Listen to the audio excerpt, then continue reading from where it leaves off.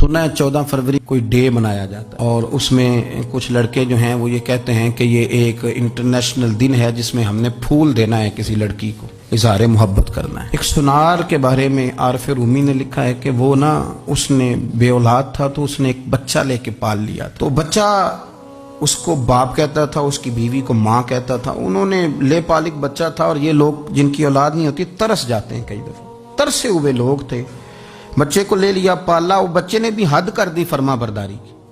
अब वो जवान हो गया और बड़ा खूबसूरत जवान हुआ। वो सुनार कहता है कि सारी जिंदगी मैंने सफाई में, नेकी में गुजार दी। एक दिन दुकान के पे एक औरत आई तो वो कहने लगी ये चूड़ियां मुझे खुद से आप पहना दें।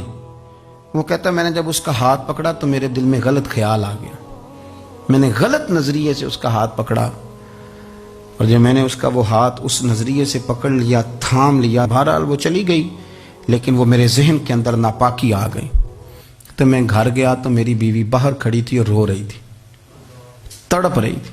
मैंने उसे कहा क्या हुआ? तो वो कहने लगी कि बच्चा सारी जिंदगी फर्मा बरदार रहा, मैंने माँ बन के पाला, पर आज उसने गलत जहन से मेरा हाथ पकड़ लिया है और मैं तड़प गई हूँ, टूट गई हूँ कि ये अगरचे ले पालक था, किसी का था, पर मैंने तो पुत्र समझ के पाला था, ये क्या हुआ? वो कहता मेरी चीख निकल गई। तो मैंने उसे कहा कि ये उसकी गलती नहीं, ये मेरी गलती है। मैंने बाहर आज नज़र गंदी की है तो रब ने मुझे सज़ा दी, ये मुझे सज़ा मिली है।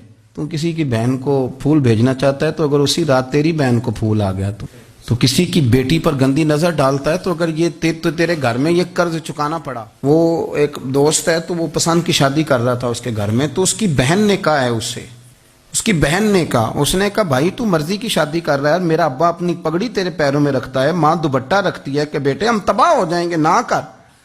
और आज अगर तेरा ये हाल है तो फिर मुझे भी इजाजत दे, मैं भी मर्जी की शादी करूं। तो वो कांप गया बुरी तरह से। वो कहता है ये तू क्या कह रही है? उसने कहा तू तेरे लिए अगर ये जायज है तो मेरे लिए कैसे मना हो गया?